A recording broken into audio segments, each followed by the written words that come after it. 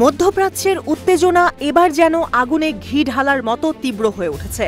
বুধবার তেল আবিবের সবচেয়ে সুরক্ষিত প্রধান সামরিক কার্যালয় হাকিরিয়া, যাকে ইসরায়েলের পেন্টাগন বলা হয়, সেই স্থানে হিজবুল্লাহ চালালো এক দুঃসাহসী ড্রোন হামলা।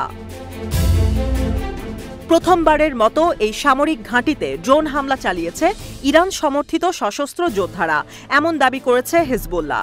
তেল আবিবের এই সামরিক ও সরকারি দপ্তরে সেনা ঘাঁটির প্রধান কার্যালয়ের পাশাপাশি যুদ্ধ বিষয়ক সংসদের কার্যালয়েও অবস্থিত। ইসরায়েলও স্বীকার করেছে বুধবার রকেটের ব্যারেজ এসেছে লেবানন থেকে। 5টি আকাশযান শনাক্ত করেছে ইসরায়েলের প্রতিরক্ষা বাহিনী। বুধবার দুটি পৃথক বিবৃতিতে আইডিএফ জানায় তারা 2টি ড্রোন ভূপাতিত করেছে, পাশাপাশি 40টি প্রজেক্টাইল লক্ষ্য করে হামলা করেছে। ইরান সমর্থিত এই শক্তিশালী গোষ্ঠী দাবি করেছে ইসরায়েলের দক্ষিণ লেবাননে চালানো ক্রমাগত বিমান হামলার জবাব হিসেবেই তারা এই হামলা চালিয়েছে। তবে হামলাটি কতটা সফল তা নিয়ে ধোঁয়াশা তৈরি হয়েছে, কারণ ইসরায়েলি প্রতিরক্ষা বাহিনী আইডিএফ বলছে কোনো বড় ক্ষতি হয়নি এবং তেল আবিবে পরিস্থিতি এখন পুরোপুরি নিয়ন্ত্রণে। কিন্তু প্রশ্ন উঠেছে, তেল আবিবের মতো জায়গায় যেখানে ইসরায়েলের আয়রন ডোম প্রতিরক্ষা ব্যবস্থা প্রায় অপরাজেয় বলে ধরা হয়, সেখানে কিভাবে এই ড্রোন প্রবেশ করল? বিভিন্ন মাধ্যমে ছড়িয়ে পড়া ছবি আর ভিডিওতে দেখা গেছে হামলার কারণে ঘাঁটির একটি অংশে ধোঁয়া উঠেছে।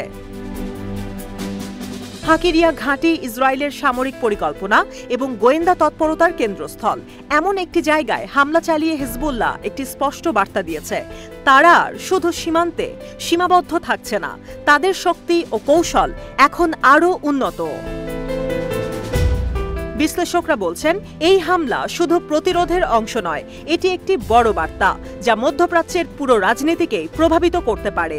ইরান এই হামলাকে হিজবুল্লাহর সাহসিকতার উদাহরণ হিসেবে প্রশংসা করেছে।